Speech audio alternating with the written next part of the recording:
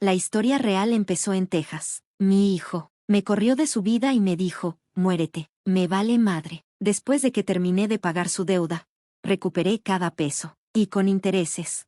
Él dijo que yo era una malagradecida, pero el banco opinaba otra cosa.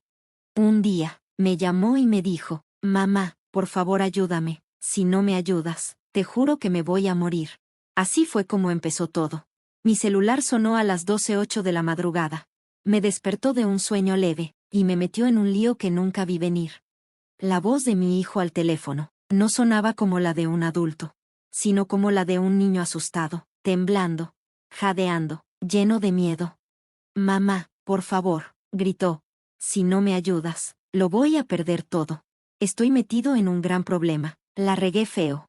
Habla más despacio, le dije, poniendo los pies en el piso y prendiendo la lámpara.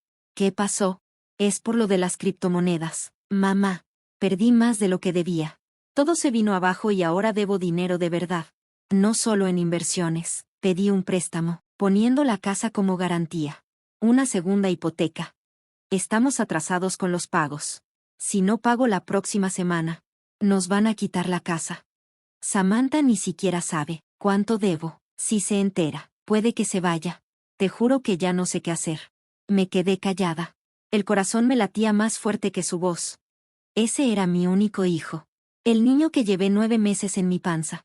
El bebé que arrullaba toda la noche, con solo un ventilador descompuesto y una oración. Y ahora se me estaba cayendo a pedazos. ¿Cuánto? Pregunté, con miedo en la voz.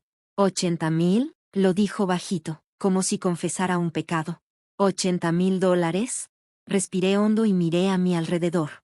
Mi cuarto chiquito en Texas. Mi cómoda vieja, la foto de su graduación. La cobija de estambre que hice para no sentirme tan sola. Todo mi mundo cabía en ese cuarto, que valía la mitad de lo que me pedía. No dije nada más. Él siguió hablando rápido, nervioso, sobre los cobradores, las cartas legales, el miedo que sentía cada vez que tocaban el timbre.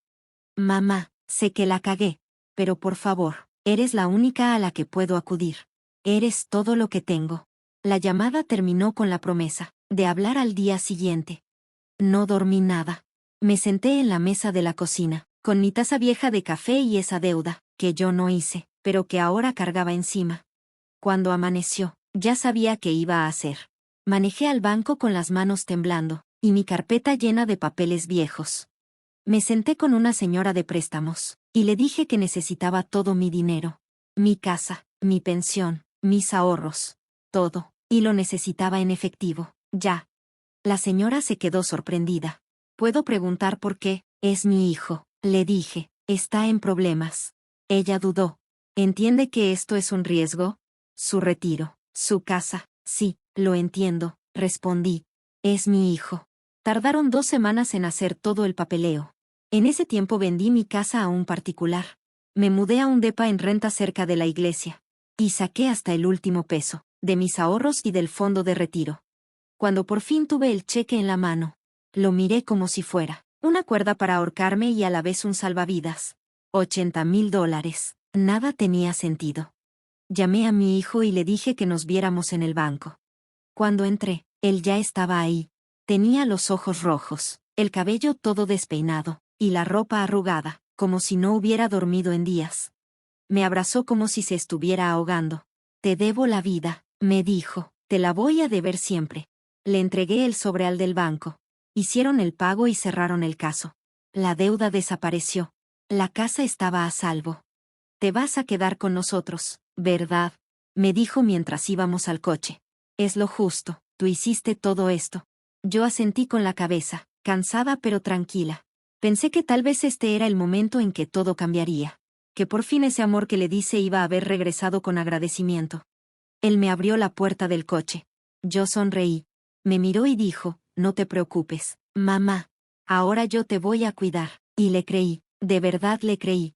Porque cuando tu hijo te pide ayuda llorando, uno no piensa en cuentas ni en lo que cuesta. Uno abre los brazos, aunque después esos mismos brazos terminen siendo los que se alejan. 6 meses. Eso fue lo que tardó el cariño en secarse, y el silencio en convertirse en rencor. Después de que pagué su deuda, mi hijo me insistió en que me fuera a vivir con ellos. Te vas a ahorrar dinero, me dijo. Ya estás jubilada, mamá. No tienes por qué estar sola en ese depa chiquito. Samantha también estuvo de acuerdo. Hasta se ofreció a arreglar el cuarto de visitas. Al principio dudé. Yo valoraba mi espacio, mis mañanas tranquilas, mi jardincito en el porche. Pero pensé que tal vez esa era su forma, de agradecerme, de mostrarme que por fin, mi hijo se había convertido en el hombre que yo crié. El primer mes fue bonito. Hacía pan los domingos, recogía a los nietos de la escuela. Ayudaba con la ropa cuando Samantha tenía reuniones. Mi hijo me daba un beso en la mejilla antes de irse a trabajar, y a los niños les encantaba tenerme ahí. Pero para el tercer mes, las cosas cambiaron. Samantha ya no sonreía tanto. Suspiraba fuerte cada vez que yo entraba a una habitación. A los nietos les dijeron que no me molestaran, cuando yo estuviera cansada. Mi hijo llegaba tarde del trabajo, y ya casi no me hablaba. Todo empezó con detalles pequeños. Desapareció mi tetera de la cocina. Mi jabón en el baño fue cambiado por el de ella. Una noche escuché a Samantha hablando por teléfono. Es como vivir con una sombra. Siempre está ahí. No dije nada. Siempre me quedaba callada, hasta esa noche en la cena. Hice lasaña, me acuerdo porque la preparé desde cero, como la hacía en sus cumpleaños desde que tenía 8 años. Le serví su plato caliente, como a él le gustaba. Nos sentamos todos juntos. Samantha apenas probó la comida. Los niños estaban callados, y mi hijo no soltaba el celular. Entonces, sin verme, Samantha dijo, últimamente esta casa se siente muy apretada. Creo que deberíamos hablar de planes a futuro. Si mamá pudiera encontrar otro lugar, aunque sea por un tiempo, creo que todos podríamos respirar mejor. Me quedé paralizada. No lo gritó, no fue grosera. Pero me dolió como si me hubieran dado una cachetada con guante blanco. El tenedor se me quedó en el aire. Mi hijo no dijo nada. Lo miré. Mi hijo. Mi único hijo. Y esperé, solo una palabra, un gesto, un simple, eso no está bien. Pero no dijo nada. Solo siguió viendo su celular. Tragué saliva, dejé el tenedor, y sonreí un poquito. Bueno, dije, supongo que puedo ir buscando opciones. Nadie respondió. Samantha sonrió, como si ya todo estuviera decidido. Los niños siguieron comiendo. Esa noche dormí con un ojo abierto. Y la siguiente, empecé a guardar algunas cosas en silencio, por si acaso. Una semana después, regresé del súper. Cuando llegué a la casa, la puerta estaba cerrada, y mi llave ya no servía. Al principio pensé que me había equivocado. Toqué el timbre, volví a tocar, esperé. Después le mandé un mensaje a mi hijo. Oye, cambiaron las cerraduras. ¿Alguien puede abrirme? No contestó, lo llamé. Buzón de voz. Al final, me senté en el porche a esperar. Después de un rato, escuché que llegaban en el coche. Mi hijo se bajó y me vio sorprendido. Mamá, ¿qué haces aquí?, me dijo. Vivo aquí, le contesté. O eso creía. No me quiso mirar a los ojos. Samantha se bajó también, con los brazos cruzados. Es que tuvimos que cambiar las cerraduras, dijo. Fue por seguridad. ¿Los niños? La interrumpí. Ni siquiera me dijeron nada. Mi hijo se metió entre las dos. Mira, dijo, creo que esto es lo mejor. Necesitas tu propio espacio. Esto ya no está funcionando. Todos estamos estresados. Tu presencia aquí es demasiado. ¿Demasiado? Repetí, sin poder creerlo. Pagué tu deuda, vendí mi casa. Te di todo lo que tenía. Él frunció el ceño. Sí, bueno, nadie te lo pidió. Tú lo hiciste porque quisiste. ¿Ahora quieres que te cuidemos para siempre? Mi voz temblaba. No esperaba nada. Y él me soltó. Toda mi vida me hiciste sentir que te debía algo. Estoy harto, mamá. Harto de cargar contigo. Eres como una sanguijuela, nomás quitándonos la vida a todos. ¿Por qué no nos haces un favor y te vas de una vez? Me quedé ahí parada, en ese porche que ayudé a salvar, viendo a un muchacho que ya no reconocía. Lárgate, dijo, ya acabé contigo. Se metió a la casa. Samantha no dijo ni una palabra. Cerró la puerta, y así, sin más, me quedé afuera. Sin poder entrar a la casa que ayudé a conservar.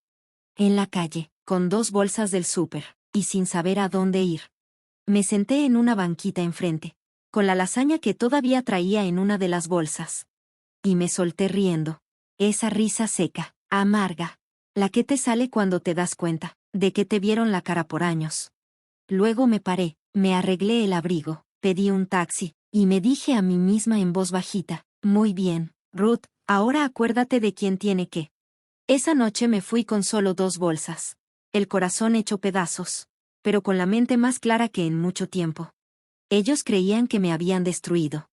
Pero lo que no sabían, lo que nunca se tomaron la molestia de preguntar, es que yo no firmé un cheque de $80,000, sin leer bien la letra chiquita. Tomé un taxi a una calle tranquila, cerca de la iglesia a la que antes iba. Ahí estaba un edificio pequeño, una casa vieja de un padre retirado, que ahora eran cuartitos de renta. Un cuarto, sin ventana a la calle, pero limpio y barato.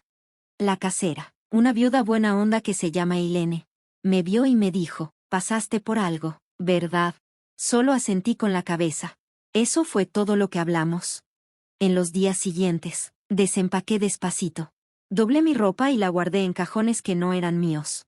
Y puse mis fotos viejas en una ventana, que daba a una pared de ladrillo. Cada noche me preparaba un té y me quedaba viendo el techo. No lloraba, no me enojaba, solo pensaba, recordando. Nadie me llamaba. Ni mi hijo, ni Samantha, ni mis nietos. Por primera vez desde que era niña, me sentí verdaderamente sola. Pero no estaba indefensa. Ahí fue donde se equivocaron. Antes de pagar esa deuda, les puse una condición. Una petición pequeña, escondida entre los papeles del banco. Nadie la notó. Estaban tan desesperados, que ni leyeron los documentos. Yo no era solo alguien que les prestaba ayuda. Yo era la titular del préstamo. Era mi dinero, mi nombre, mi firma. Le pedí al del banco, con voz bajita pero firme, que me pusiera como la dueña oficial del préstamo, y que la casa de mi hijo quedara como garantía. Todo fue legal, todo por escrito, con lenguaje complicado, que nadie se molestó en revisar. Ni mi hijo, ni su esposa. Ellos pensaron que solo les daba dinero. No sabían que con eso, su casa ya estaba en mis manos. Una noche, saqué la carpeta de mi maleta. Me senté en el suelo con mi té tibio, y puse los papeles frente a mí como si fueran cartas viejas. Ahí estaba, prestataria, Ruth M. Talbot. Propiedad en garantía, 1159 Wisteria Lane. Casa de mi hijo. Mi nombre. Sin coraje ni venganza, solo con firmeza. Querían que me fuera. Querían que desapareciera. Pero el papel no olvida. Susurré al aire, quieren que me muera, está bien. Entonces van a ver de lo que es capaz un fantasma. Esa noche dormí como no dormía desde hacía meses. Porque yo sabía lo que ellos no sabían, que yo no era solo esa mujer a la que sacaron de su casa. Era la dueña de la cuerda de la que ellos colgaban. Y los nudos ya empezaban a aflojarse. Pasó un año. Con calma y sin hacer ruido, pasaba mis días ayudando como voluntaria, en el banco de alimentos de la iglesia. También salía a caminar por el barrio. Ahí me conocían como la señora Ruth, una viejita tranquila, de mirada suave y manos firmes. Nadie sabía que alguna vez tuve casa. Nadie sabía lo que me habían quitado, ni lo que yo había recuperado. Con una firma, en silencio.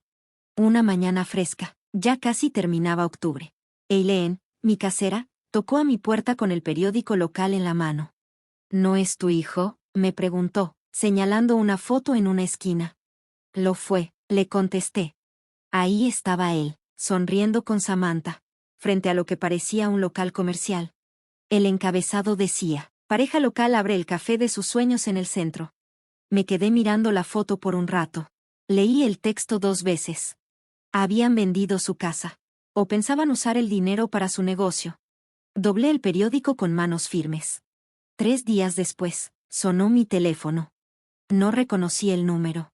Lo dejé ir al buzón de voz. Pero volvió a sonar.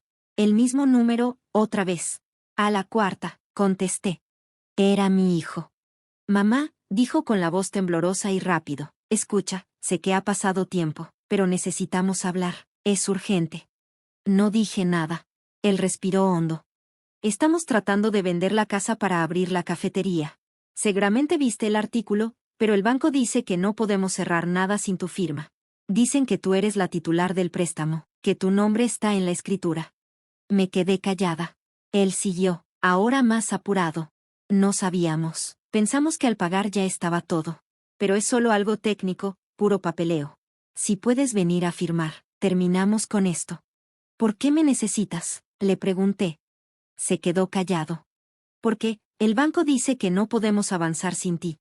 No, dije. ¿Por qué me necesitas? ¿No que yo era una sanguijuela? ¿Una carga? ¿Alguien que debía desaparecer? Silencio. Luego, bajito, dijo. Mamá, estaba enojado. No quise decir eso. Ah, pero si lo dijiste, le respondí suave. Cada palabra. Y las palabras no se dicen solas. Salen de algún lado. Ahora lloraba. Podía oírlo. Ese tipo de llanto bajito, ahogado, que sale cuando ya no tienes nada más que dar. Lo siento, por favor, me equivoqué, estaba muy equivocado. Dejé que el silencio llenara el espacio. Y luego, con voz tranquila, le pregunté, ¿qué dijiste? Que lo siento. No, le interrumpí, esa parte no. La otra. Suspiró. Por favor, mamá, solo ayúdanos. Me recargué en mi silla y miré por la ventana. El árbol frente a mí ya empezaba a ponerse dorado. Dilo, susurré. Se quedó callado un segundo. Y entonces, con voz bajita, dijo, te debo una. Te debo todo. Sonreí. Ahora sí te escucho, le dije. Llegaron un martes por la tarde. No llamaron antes, no avisaron. Solo tocaron suave a la puerta. Vi dos sombras a través del vidrio. Abrí despacio. Samantha estaba ahí, con el rímel corrido y los labios temblando. Detrás de ella, mi hijo, con las manos metidas en los bolsillos del abrigo, mirando al piso, como un niño regañado.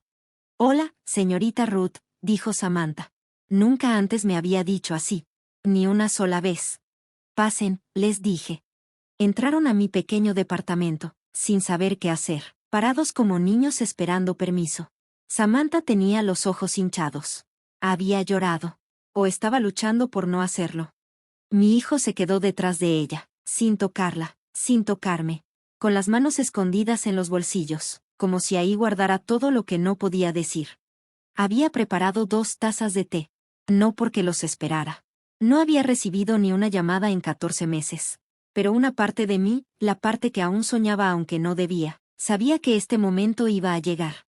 Ellos no tocaron el té. Se sentaron frente a mí en la mesita de la cocina. Sus rodillas pegaban contra la madera, y el silencio se sentía como si fuera otra persona sentada con nosotros. Las paredes del lugar eran delgadas. Este departamento no era más que una cajita prestada. Un cuarto, un ventilador que rechinaba, y un olorcito leve a limón viejo. Pero era mío. Cada pedacito de ese espacio lo había pagado con la verdad. Y ellos lo sabían, se notaba. Samantha empezó a llorar casi en cuanto se sentó. La regamos, dijo. Su voz sonaba delgadita, quebrada, como si decir la verdad le costara trabajo. No queríamos hacerte daño. Las cosas se pusieron difíciles, y la verdad, nos portamos horrible contigo. Yo no dije nada. No pensaba apresurar su dolor. Ellos me sacaron a la fuerza. Yo podía esperar. Ella siguió hablando, mientras las lágrimas le escurrían sobre el maquillaje. La cafetería era nuestro sueño.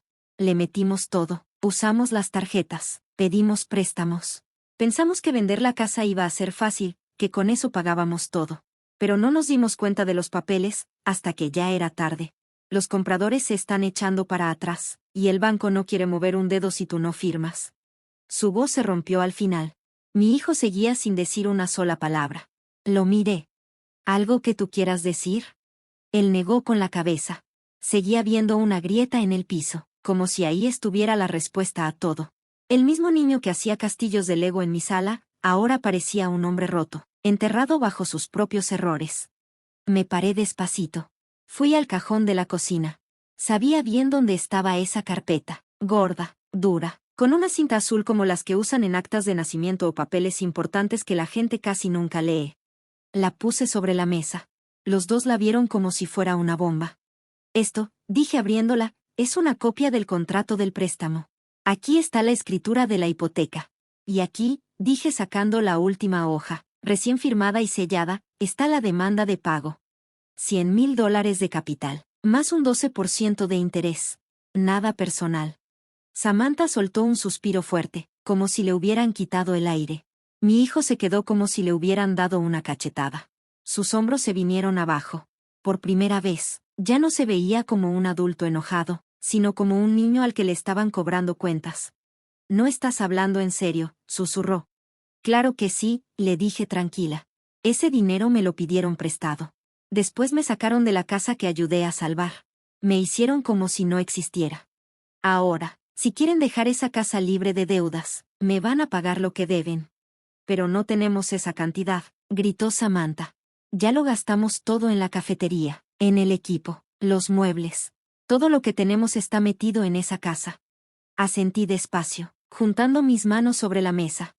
«Entonces yo la voy a vender». Samantha se quedó helada.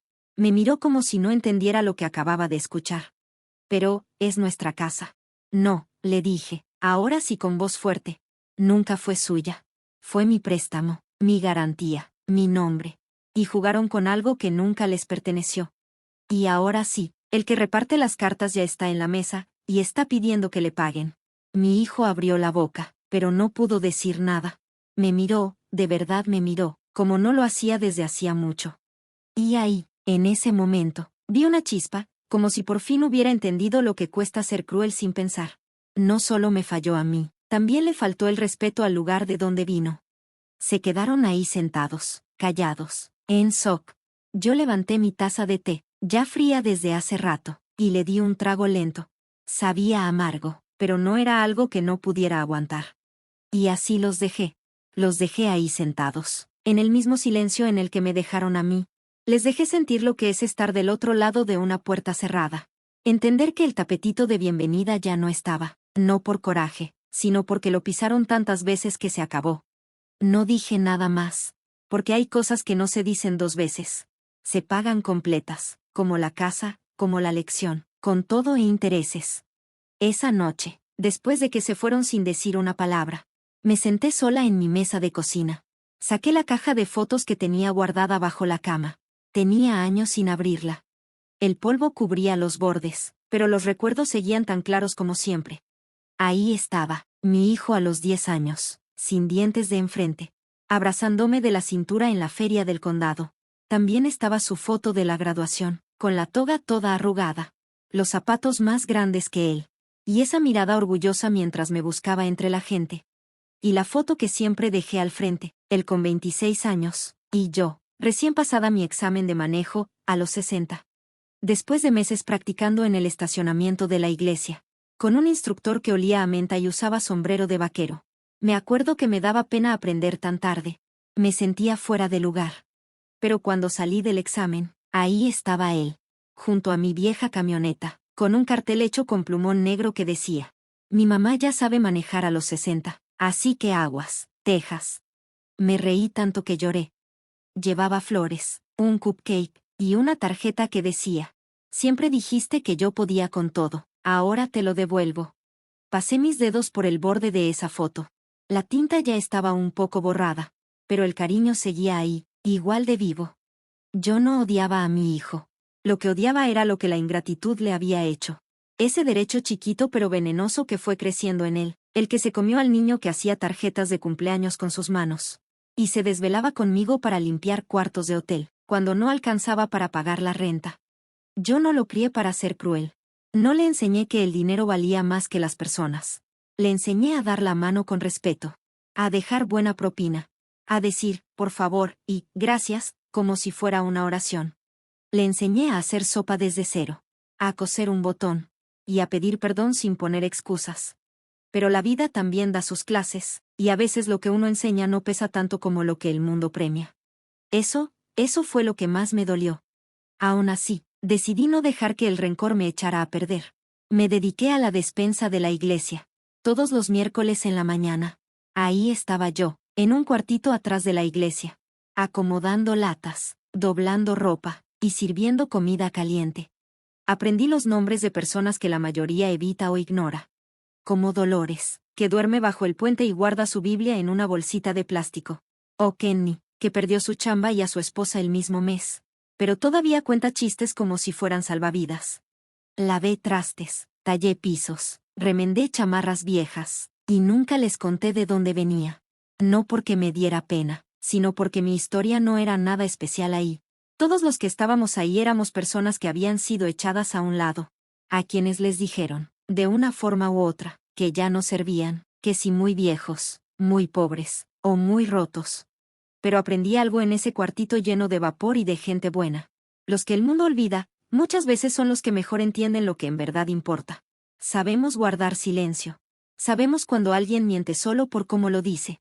Y sabemos que la dignidad no es algo que te dan, es algo que tú te quedas, en silencio, con firmeza y sin pedir perdón por tenerla. Guardé las fotos otra vez. Las volví a meter en la caja. La puse bajo la cama, y le susurré al recuerdo de mi hijo. Fuiste un buen niño alguna vez, tal vez ese niño aún esté ahí. Pero yo ya no puedo ser quien lo saque.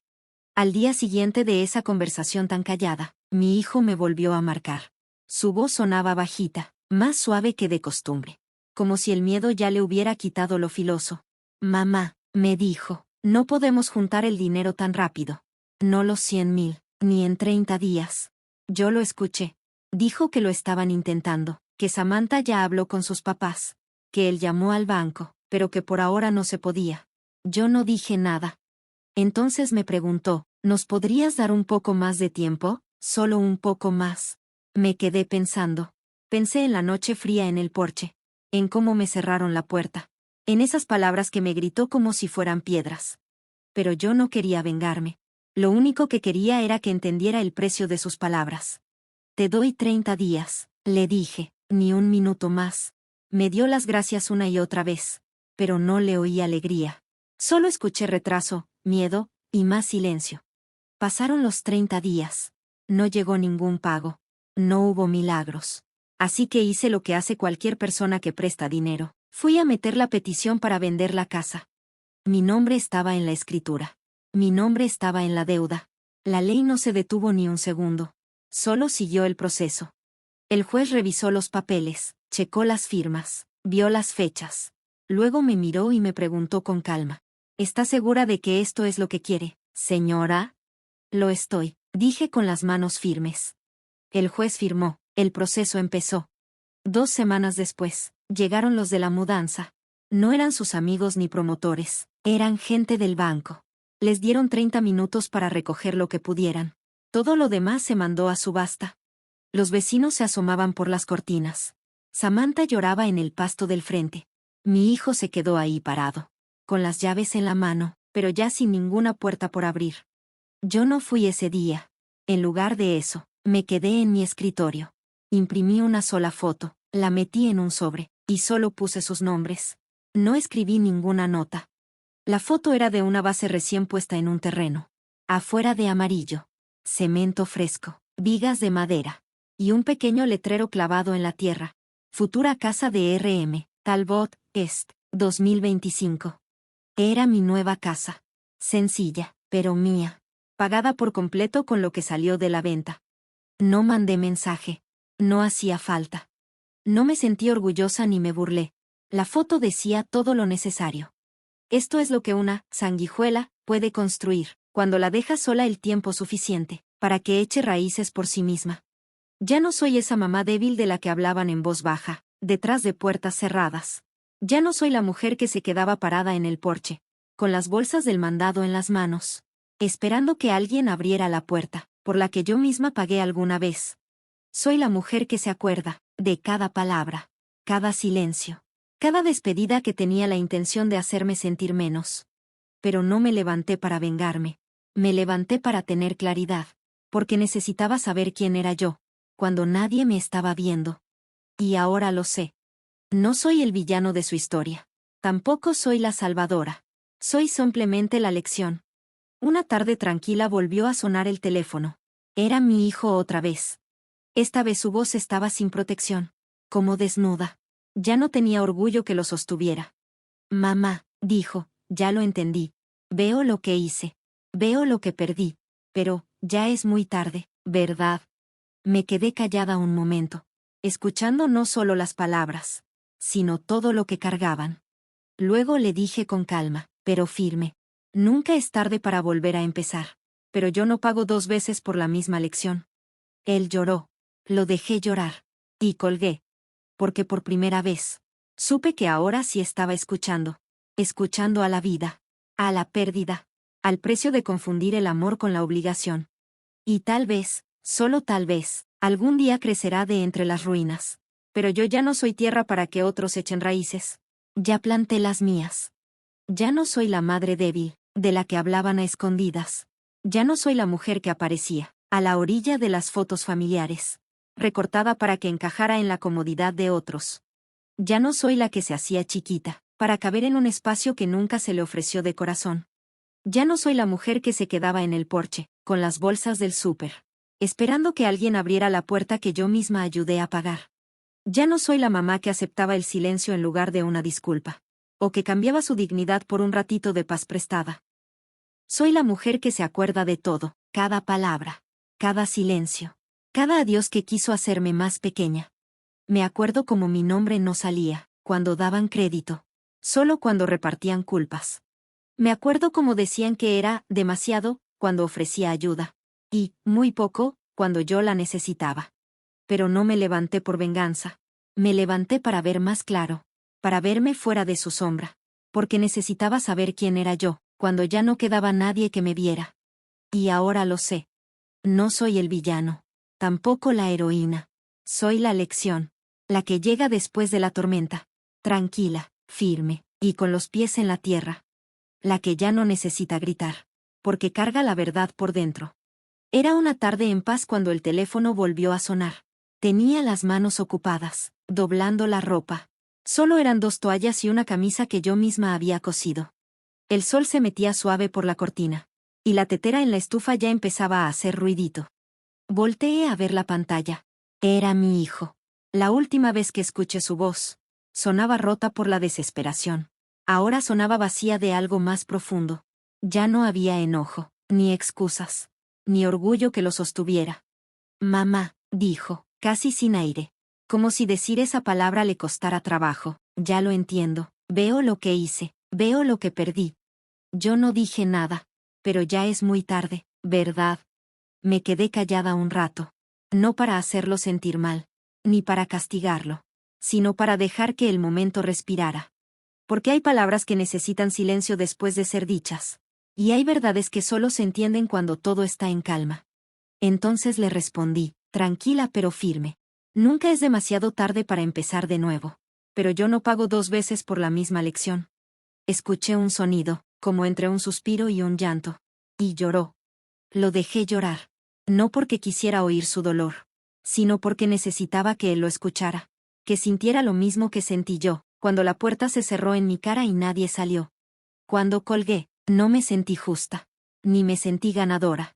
Me sentí como si por fin se hubiera asentado el polvo, en una casa que alguna vez vivió en mi corazón, pero que ahora solo existía en mis recuerdos. Porque por primera vez, él estaba escuchando de verdad, a la vida, a la pérdida, al precio de confundir amor con obligación, y gratitud con debilidad. Tal vez, solo tal vez, algún día él crezca desde las ruinas. Pero yo ya no soy tierra para las raíces de otros. Ya sembré las mías. Y por fin están creciendo. Crecen en silencio, como todo lo verdadero.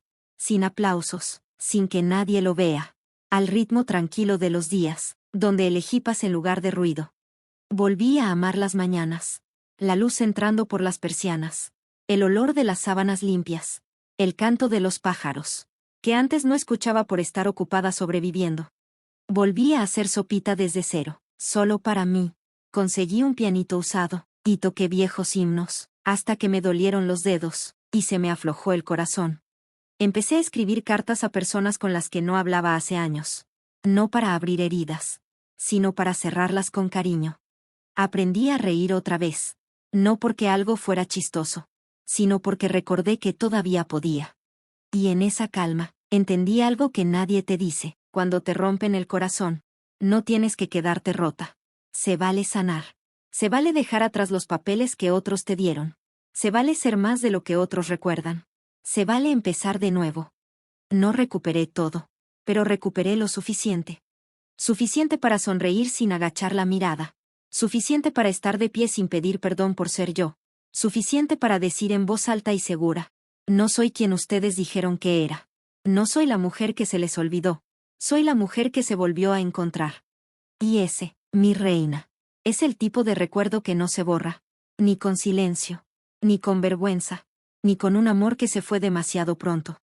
Porque el amor de verdad, no se encoge. No se acomoda para no incomodar. El amor verdadero dice, te amo, pero primero me amo yo. Y no voy a seguir regalando pedacitos de mi alma, solo para que alguien más me vea. Soy Ruth M. Talbot, y por fin me he visto a mí misma. Gracias por quedarte conmigo hasta el final de esta historia. Si alguna vez te han llamado carga, si alguna vez te has quedado callada solo para evitar problemas, si alguna vez te hicieron sentir que tu amor era un peso y no un regalo, entonces tienes que saber esto, no estás sola. Somos muchas. Escondidas en cocinas tranquilas y en cuartos de invitados olvidados. Somos las que dimos todo y no pedimos nada. Las que cargamos más de lo que nos tocaba y nos dijeron que estorbábamos. Somos las mamás que dimos nuestra juventud, nuestros sueños, nuestros ahorros. Y aún así escuchamos, no hiciste suficiente. Pero déjame decirte algo, nosotras recordamos. Recordamos cada sacrificio que no valoraron. Recordamos cada portazo, cada sonrisa guardada. Cada momento que hablaron de nosotras como si no estuviéramos ahí. Soy una mamá de Texas. Le di a mi único hijo todo lo que tenía. Mi casa, mis ahorros, mi futuro, porque él me lo pidió. Porque eso es lo que hacen las mamás. Y cuando me dio la espalda, cuando me dijo que solo era una sanguijuela, no grité, no supliqué, me acordé, y luego me levanté. Porque el amor no siempre es bonito. A veces llega en forma de un estado de cuenta del banco. A veces llega callado, en documentos legales con intereses. A veces el amor dice, recuerdo lo que di y también lo que me costó. Esta historia no es de venganza, es de claridad, de lo que pasa cuando una mujer deja de esperar que la valoren, y empieza a valorarse ella misma. De lo que nace cuando la tierra que regaste por años finalmente te pertenece. No cuento mi historia buscando lástima. La cuento porque sé que hay muchas mujeres allá afuera. Buenas, leales y fuertes, esperando ser escuchadas. Mujeres que se sienten invisibles. Mujeres cuyos nombres solo se dicen cuando alguien necesita algo. Y quiero que sepas que tu historia importa. Aunque se burlen de ti. Aunque te dejen sola. Aunque te digan que ya eres muy vieja, o que ya es muy tarde. Sobre todo entonces. Porque la sabiduría no grita, recuerda. Y cuando por fin hablamos, no con enojo, sino con verdad, hacemos temblar el suelo bajo los pies de quienes pensaban que no teníamos voz. Si esta historia tocó algo en ti, un dolor callado, un recuerdo enterrado, te invito a quedarte, a seguir escuchando, a saber que hay un lugar donde tu voz no solo es bienvenida, es necesaria. Suscríbete a Historias Reales de la Abuela, un lugar donde cada mamá tiene voz, y cada lágrima tiene su razón. Aquí no endulzamos nada. No quitamos lo difícil. Decimos las cosas como son. Porque por mucho tiempo nos hicieron sentir incomprendidas. Minimizadas, burladas. Pero ya no más. Esto no es solo contar historias. Es recordar en voz alta. Y a veces recordar es la justicia más fuerte que existe. Así que a cada mujer que ha sido ignorada, irrespetada o descartada, te veo. A cada mamá que lo dio todo y le dijeron que no fue suficiente, te escucho. Y a cada alma a la que le dijeron que, simplemente lo supere, no tienes que hacerlo. Solo tienes que empezar. Empieza por saber que tu dolor tiene peso. Que tu historia tiene forma. Que tu verdad, aunque esté callada, sigue siendo tuya. Empieza uniéndote a nosotras. Porque este mundo puede olvidar lo que dijimos. Pero nunca olvidará que finalmente lo dijimos.